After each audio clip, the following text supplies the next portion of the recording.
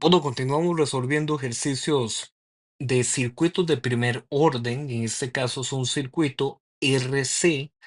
Le llamamos así porque es un circuito que está comprendido por resistencias y un capacitor, en este caso un capacitor de 50 milifaradios. Nos dice el enunciado que este es un ejercicio tomado del libro de William Hyde, Análisis de circuitos en ingeniería. Nos dice que podemos suponer con seguridad que el interruptor del circuito de la figura 959 estuvo cerrado durante un tiempo muy largo, y esta expresión la vamos a subrayar porque básicamente lo que esa expresión nos dice es que vean, ya pasó un tiempo tal que es muy largo. Bueno, eso es relativo. Para alguien muy largo pueden ser 30 minutos, para otra persona muy largo pueden ser 5 años. Bueno, en este caso, ¿qué contexto aplicamos para decir que algo es mucho tiempo, ¿verdad? O muy largo. Es cualquier tiempo que sea superior a los 5 tau. Recordemos que el tau es una constante de tiempo que nos permite identificar las etapas de carga o de descarga en un capacitor. En este caso, si, como dice aquí, ya podemos suponer que ha estado cerrado durante un tiempo muy largo antes de abrirse, significa que las condiciones iniciales de carga del capacitor ya están dadas, ¿ok? Esa etapa ya pasó. Bueno, y como respuesta a este ejercicio me dicen sección A, determine la constante de tiempo del circuito, es decir, el tau. Sección B, obtenga una expresión para I1. Y bueno, vemos en el diagrama del circuito que la etiqueta I1 de T es la corriente que va pasando por la resistencia de 12. Y finalmente, respuesta C, determine la potencia disipada por la resistencia de 12 en T igual a 500 milisegundos. ¿Ok? Entonces, bueno, vamos a hacer la respuesta desarrollada de este ejercicio. Como todos estos casos, vamos a comenzar primero haciendo una etapa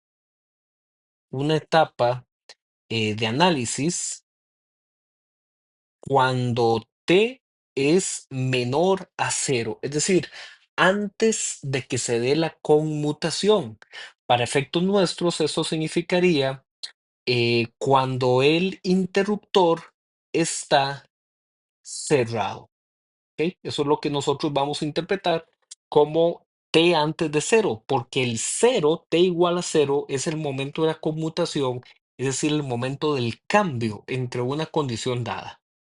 Bueno, pero yo en este momento quiero la foto de cómo estaba ese circuito cuando el interruptor estaba cerrado. Entonces vamos a dibujar aquí el diagrama para que podamos visualizar mejor cuál era el comportamiento de los elementos.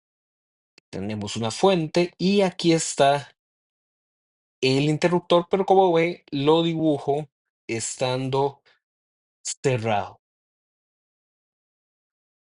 Y aquí quedaría este capacitor de 50 milifaradios. Arriba tengo una resistencia de 9 y esos son todos los elementos. Bueno, cuando la corriente comienza a salir de forma convencional de la terminal positivo de la fuente. Hay una parte de la corriente que se viene a la izquierda, una parte de la corriente que se viene a la derecha, y es esa la corriente que comienza a cargar ese capacitor. Después de transcurridos 5 tau, que es lo que el enunciado del circuito me decía como mucho tiempo, entonces, el comportamiento de ese capacitor es como un circuito abierto. Por lo tanto, podemos redibujar el circuito quedando de la siguiente manera, ya con la etapa de carga superada.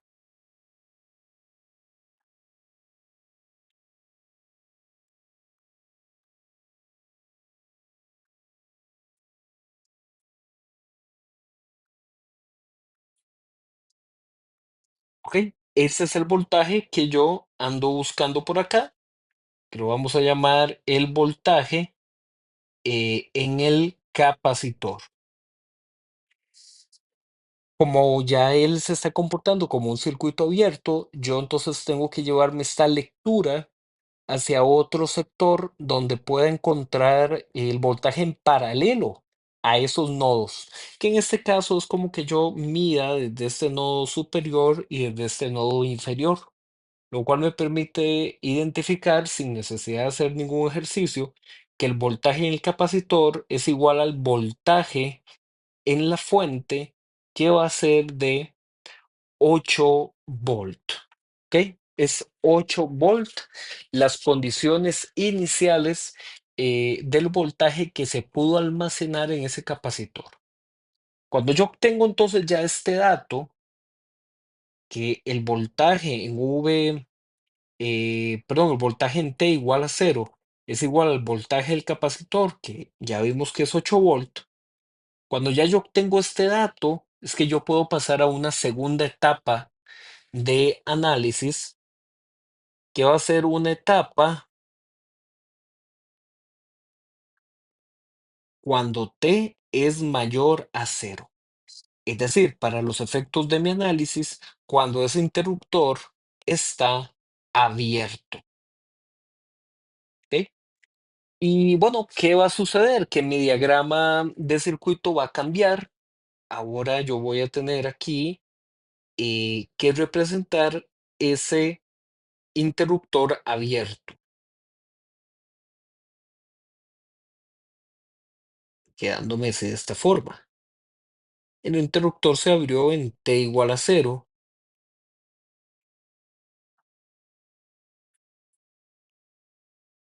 Y ahora, como este capacitor está sufriendo un cambio en las condiciones de voltaje que lo estaban alimentando, él se opone a los cambios abruptos, es decir, él no va a pasar así de instantáneamente, él no va a pasar de 8 volt a 0 volt, ¿ok? Él no tiene ese comportamiento, sino que él comienza a descargar esos 8 volt de manera gradual, ¿ok?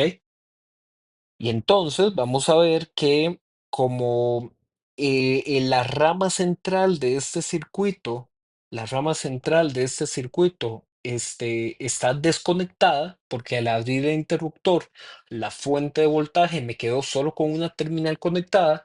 Bueno, pues yo podría volver a redibujar este circuito para que me quede representado de esta manera.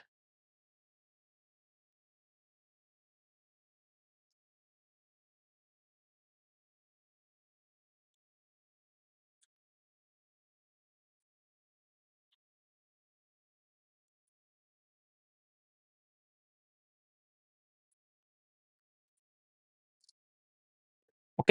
Y ya con esta condición, que es un circuito muy parecido al circuito modelo de un RC, es decir, donde solo tengo una resistencia y un capacitor, podemos determinar la sección A de las respuestas que me están pidiendo, que es la constante de tiempo. Si subimos aquí al enunciado, vamos a ver que dice, determine la constante de tiempo del circuito. Esa es mi sección A de respuesta. En este caso, la constante de tiempo es tau,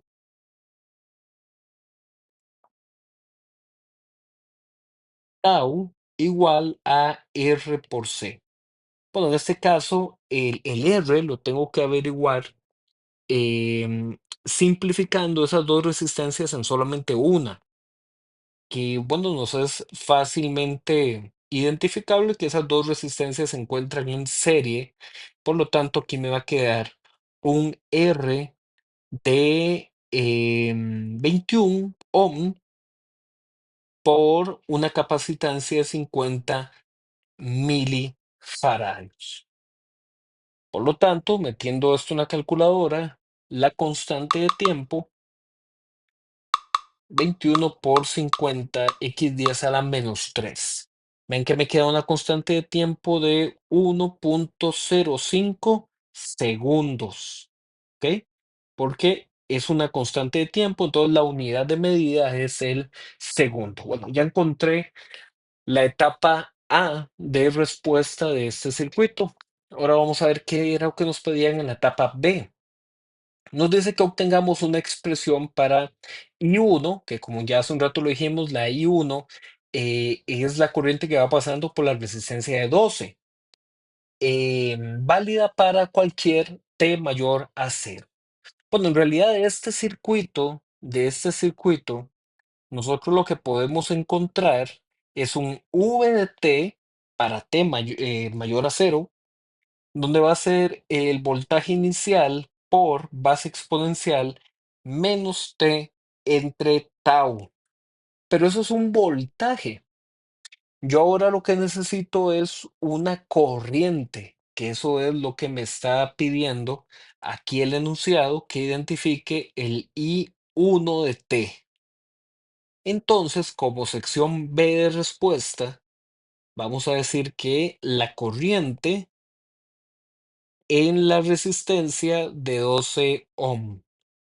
En este caso, aplicando el principio de la ley de Ohm, si yo tengo acá I1, básicamente esa I1, al igual que en la ley de Ohm, una corriente es voltaje entre la resistencia.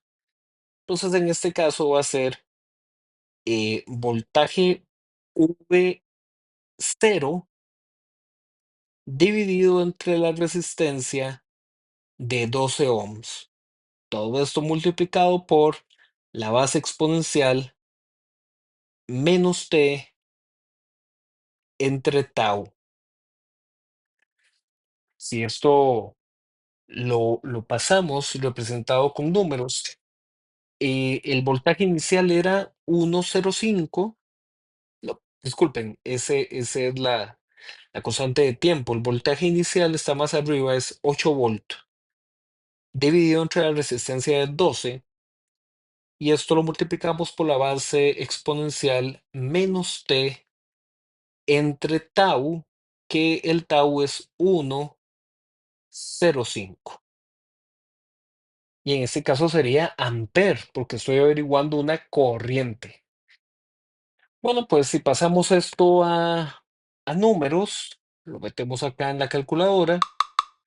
Básicamente estamos hablando 8 entre 12, que lo vamos a representar así en fracción. Es 0,66, pero vamos a poner como la fracción, que serían 2 tercios por base exponencial. La base exponencial sería menos 1 entre 1,05, que me está dando menos 20T entre 21. Y eso es básicamente lo que acá a nosotros nos están solicitando. Ese sería a nivel de el amperaje, ¿ok? El amperaje. Vamos a revisar si todo por acá eh, está, está correcto. Ah, bueno, aquí, mil disculpas, aquí solamente es un detallito el que hay que corregir. Y acá no es la resistencia de 12, sino que como aquí en el circuito modelo, como lo podemos ver aquí, la corriente I1 no solamente pasa por esta de 12, sino que pasa por estas dos resistencias que están en serie. Por lo tanto, necesitamos aquí la resistencia equivalente, que en este caso, ese R equivalente es igual a 12 más 9, 21 ohms. ¿Ok? Entonces acá la corriente en R igual a 12, efectivamente es la corriente I1, pero como se encuentra en serie con la resistencia de 9, entonces aquí tenemos que dividir entre la resistencia equivalente, que sería 21 ohms, y esto me modifica ligeramente el resultado, es 8 entre 21, que es 8 entre 21 es 0,38. 09. Esto lo podemos colocar como 380 punto 95 mili, miliamperios. ¿Ok? Voy a dividir aquí un poquito este resultado para que se note mejor. 380.95 base exponencial menos t entre tau, que sería menos t menos 1 entre 1,05. Eso nos da menos 0,95 t miliamper. Y esta es la respuesta de la sección B del ejercicio. Bueno, finalmente vamos a calcular cuánto sería la potencia en esta resistencia de 12, pero me dice que evaluada en t igual a 500 milisegundos. Bueno, si ya yo tengo el valor de la corriente que está pasando por esa resistencia, obtener la potencia no es ni más ni menos que agarrar esa corriente, la corriente I1, y elevarla a el cuadrado. Pero bueno, es una corriente que está evaluada cuando t es igual a 500 milisegundos. ¿Ok? Entonces, esa corriente, vamos a ponerlo así en corchetes cuadrados, esta corriente la elevo al cuadrado y la multiplico por la resistencia de 12 ohms, que es lo que me están pidiendo por acá. Entonces vamos a tomar esta expresión de corriente y vamos a evaluarla cuando t es igual a 500 milisegundos. Nos quedaría de esta forma. 380.95 elevado a base exponencial a la 0,95 por t, pero t es 500 milisegundos. Ahora, ojo acá, nosotros habíamos colocado en la respuesta un miliamper. Significa que todo esto yo lo tengo que multiplicar por x10 a la menos 3. Y a su vez, todo esto lo tengo que elevar al cuadrado y lo que me da esa expresión lo multiplicamos por la resistencia de 12. ¿Ok? Vamos entonces a ver esto en la calculadora. Podemos hacerlo por partes. Podemos decir que 380.95 y vamos a jalar este prefijo x10 a la menos 3 y lo vamos a meter acá de una vez. ¿Ok?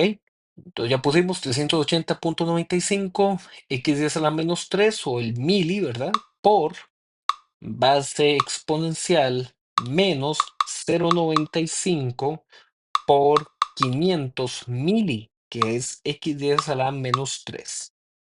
Entonces, toda esta expresión la vamos a elevar al cuadrado, ¿ok? Y lo que nos da lo multiplicamos por 12, obteniendo entonces que la potencia disipada en esa resistencia, la potencia en la resistencia de 12 ohms, es 0,6734, pero bueno, pongámoslo de esta forma, que sería watt, o lo que es lo mismo, 673.5 miliwatt. Y esta es la potencia en la resistencia de 12 ohms, que es la tercera parte de la respuesta que me pedía el ejercicio.